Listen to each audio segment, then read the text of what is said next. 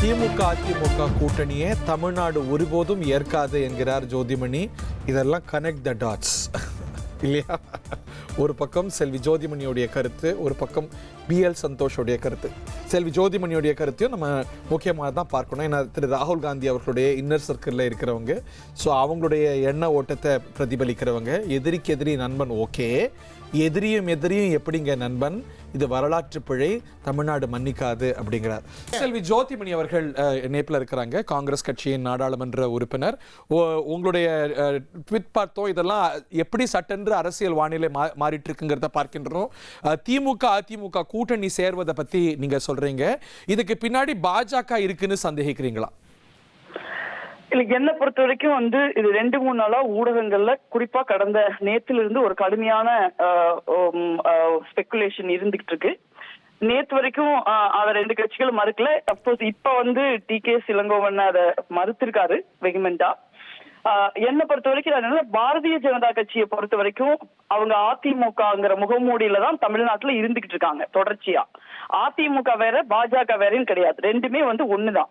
So அப்ப தமிழ்நாட்டுல பாஜகவை எதிர்க்கின்ற கொள்கை நிலைப்பாடு உள்ள எந்த கட்சியும் அதிமுகவை நேரடியாகவோ மறைமுகமாக ஆதரிக்க முடியாது. அது தமிழ்நாடு மக்களுக்கு, தமிழ்நாட்டிற்கு நம்ம செய்யற ஒரு நல்ல செயலா இருக்காது. என்ன பொறுத்த வரைக்கும் நான் என்ன நினைக்கிறேன் அப்படின்னா, இது திராவிட முன்னேற்ற கழகத்தின் தலைவர் அண்ணன் மு.க. ஸ்டாலின் அவர்கள் ஒரு கடுமையான கொள்கை பிடிப்புள்ளவர்.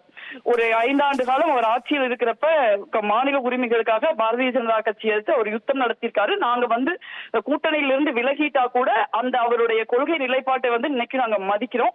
மிக நிச்சயமா அப்படி ஒரு வரலாற்று பிழையை திராவிட முன்னேற்ற கழகம் செய்ய அவர் அனுமதிக்க மாட்டாருன்னு நான் நினைக்கிறேன், செய்யக்கூடாதுன்னு நான் விரும்புறேன். ஏன்னா தமிழ்நாடு நீங்க அவங்களை விட்டு போவீங்க, அவங்க கூட நின்னுட்டு அவங்க ஆதரவோட நின்னுட்டு சீட் பெற்று அவங்களுக்கு பின்னாடி போவீங்க.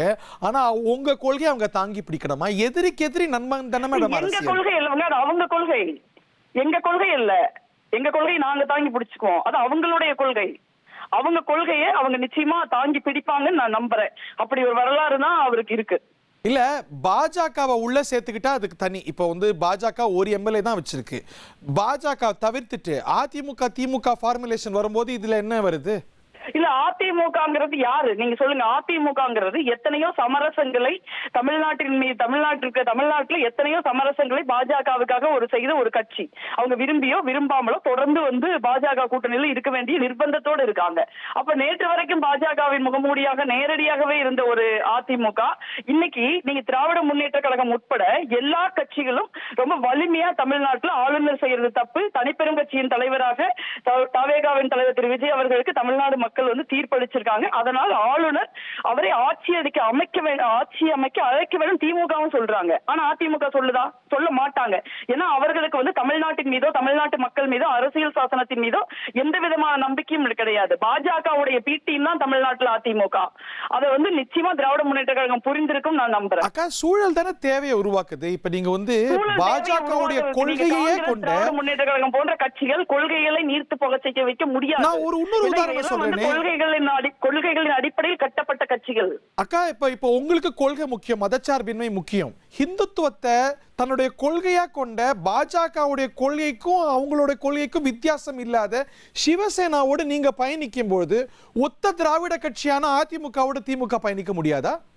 இல்ல, நீங்க தமிழ்நாட்டுக்கு நீங்க சிவசேனாங்கிறது ஒரு பாரதிய ஜனதா கட்சி அல்ல, நீங்க அதை புரிஞ்சுக்கணும். சிவசேனாவுக்கு சாவர்கர் புகழ் ஓங்குக, இந்துத்துவா ஓங்குக, 370 ஒழிக. சிவசேனா பாரதிய ஜனதா கட்சியின் முகமூடியாக செயல்பட முடியாத ஒரு சூழல்ல தான் நாங்க அங்க போய் நின்னோம். இன்னைக்கு இருக்கிற ஆட்சிங்கிறது அதிமுக முதலமைச்சராக்கி அதை எந்த கட்சி ஆதரிச்சாலும் அதை நேரடியா பாஜக ஆட்சி தான் நடக்குங்கிற ஒரு குழந்தை கூட தெரியுமே. ஓகே, இப்ப ஒரு சமரசத்துக்கு திமுக பாஜகவோட வந்திருக்குன்னு நினைக்கிறீங்களா? உங்க குற்றச்சாட்டு அதுவா? பாஜகவோட திமுக சமரசம் செஞ்சிட்டு இருக்குன்னு நினைக்கிறீங்களா? நிச்சயமா செய்ய மாட்டாங்கன்னு நான் நம்புறேன். இது தசாவதாரம் டயலாக் மாதிரி இருக்கு. கடவுள் இல்லைன்னு சொல்ல, இருந்தா நல்லா இருக்கும்னு சொல்ற மாதிரி இருக்குக்கா. இல்ல, அவங்க ஒரு கொள்கை நிலைப்பாட்டோட இருந்திருக்காங்க. அவர் ஒரு நீண்ட நெடிய அரசியல் அனுபவம் பெற்றவர், ஒரு கொள்கை நிலைப்பாடு உள்ள ஒரு தலைவரா அவர் நான் தனிப்பட்ட முறையில் அறிஞ்சிருக்கேன். மிக நிச்சயமாக அவர்கள் சமரசம் செய்து கொள்ள மாட்டார்கள், சமரசம் செய்து கொள்ள கூடாதுங்கிறதா என்னுடைய நிலைப்பாடு. ஓகே, பட் அது நோக்கி போயிட்டு இருக்கு அரசியல், அதை நோக்கி தான் போகுதுன்னு நினைக்கிறீங்களா? ஒரு பக்கம் உங்க ட்வீட் வருதுக்கா, இன்னொரு பக்கம் திரு பிஎல் சந்தோஷ் அவர்கள் சொல்கிறார் எந்த ஆட்சி வரப்போகுதுன்னு தெரியல, ஆனா காங்கிரஸ் முகத்தில் கரியை பூசிக்கொள்வது உறுதி அப்படிங்கிறார் பாஜகவுடைய பொதுச் செயலாளர். பாரதிய ஜனதா கட்சி காங்கிரஸ் அழிஞ்சு போடும் சாபம் கூடாது ஒண்ணு புதுசு கிடையாது. ஏன்னா எங்களை கண்டு அவங்களுக்கு பகல் கனவுலயே நாங்க வந்தா கூட பயப்படுறவங்க அவங்களுக்கு இந்த நாட்டுல யாரையாவது பார்த்து ஒருத்தர் பயம் இருக்குதுன்னா அது காங்கிரஸ் கட்சியும் ராகுல் காந்தியும் பார்த்துதான் அவங்க பயப்படுறாங்க. அதனால காங்கிரஸுக்கு எதிரான ஒரு நிலைப்பாட்டை BL சந்தோஷ் அவர்களும் பாரதிய ஜனதா கட்சியும் எடுக்கிறது புதுசா என்ன? ஏன்னா தமிழ்நாட்டுக்கு ஒரு அரணாக நிக்கணும்னா நாங்க என்னைக்குமே நினைச்சிருக்கோம். எங்க தலைவர் நாடாளுமன்றத்திலேயே தமிழ்நாட்டிற்கான குரலா இருக்கிறாரு. சோ அந்த மாதிரியான ஒரு சூழ்நிலையில பாரதிய ஜனதா கட்சி ஒண்ணு எங்களுக்கு நற்சான்றிதழ் கொடுக்க வேண்டிய தேவை கிடையாது. தமிழ்நாட்டில் நற்சான்றா பார்க்கலாம். அவங்க ஒரு முயற்சி செய்யறாங்கன்னு நினைக்கிறீங்களா? TVKவுக்கு அழுத்தம் கொடுக்கறாங்கன்னு நினைக்கிறீங்களா?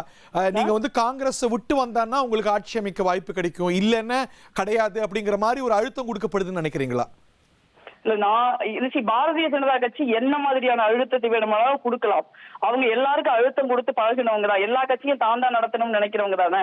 மற்ற கட்சிகள் ஒரு ஜனநாயகம், ஒரு அரசியல் சாசனம், இதுக்கெல்லாம் அவங்க என்னைக்காவது மரியாதை கொடுத்திருக்காங்களா என்ன? பட் ஆனா அவர்களுடைய அழுத்தத்திற்கு தவேகாவின் தலைவர் பணிய மாட்டாருன்னு நான் நம்புறேன். நீங்க பணிய மாட்டாருன்னு நம்புறீங்க. ஒரு பக்கம் இன்னைக்கு காங்கிரஸ் கட்சி போராட்டம் நடத்தி இருக்கிறது, மற்ற கட்சிகள் ஆளுநரை அழைக்கணும்னு அழுத்தம் கொடுத்திருக்கிறாங்க, எதிர்ப்பு தெரிவிச்சிருக்கிறாங்க.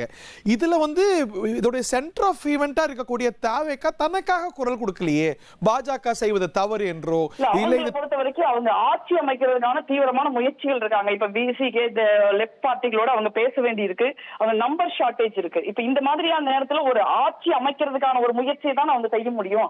அவங்களுக்கு ஒரு டைம் கொடுங்க. அவங்க ஆட்சிக்கு வந்ததுக்கு அப்புறம் இப்ப நீங்க ஆட்சிக்கு வந்தோடனே அவங்க சந்திக்க போற முதல் பிரச்சனை என்ன? ஆல்ரெடி ஓலை கிடக்குது. நீங்க SS இது தேசிய கல்விக் கொள்கையை அமல்படுத்தணும் அப்படின்னு சொல்லி ஆல்ரெடி ஒரு ஓலை கிடக்குது ஆல்ரெடி. அந்த மாதிரியான சேர்ந்து பார்க்கணும்ல. இப்ப காங்கிரஸ் முழங்கிய அளவுக்கு ஆட்சி அமைக்கவே அழைக்கப்படாத ஒருத்தரை பத்தி, இன்னும் முதலமைச்சர் ஆகாத ஒருத்தரை பத்தி, முதலமைச்சர் ஆகுவதற்காக மக்கள் தீர்ப்பிருந்தும் போராடி கொண்டிருக்கிற ஒருத்தர் மேல விமர்சனங்களை வைக்கிறது சரியில்லைன்னு நான் நினைக்கிறேன். நன்றி அக்கா, தேங்க்யூ வெரி மச். செல்வி ஜோதிமணி அவர்களுடைய கருத்தை நம்ம பார்க்கின்றோம். 1,28,00,000 மனங்களை வென்ற தந்தி டிவி யூடியூப் சேனல். தவிர்க்க முடியாத தம்ப்நெயில், கலக்கலான கான்டென்ட்ஸ். நீங்களும் இந்த குடும்பத்தில் இணைய இப்பவே சப்ஸ்கிரைப் பண்ணுங்க. அசுரபலம் கொண்ட எங்கள் டிஜிட்டல் கரங்களில் உங்கள் விளம்பரங்களை சேர்க்க வாட்ஸ்அப் பண்ணுங்க. 8939888378. Email advttv@dttv.in. Make India great again. மக்கள் ஆட்சி அமையணும். மோடியினுடைய கேரண்டியை தான் மக்கள் நம்புவாங்க. வெற்றி கூட்டணி அமையும். எக்ஸ்பிரஸ் வேக செய்திகளில் இது இடைநில்லா பேருந்து.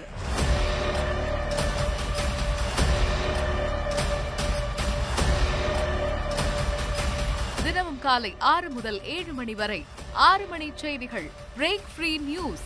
வரிசை கட்டி வரும் சுவாரஸ்ய செய்திகள் பிரேக்கே இல்லாமல். ரிமோட்டை மறங்க, அப்டேட்டா இருங்க.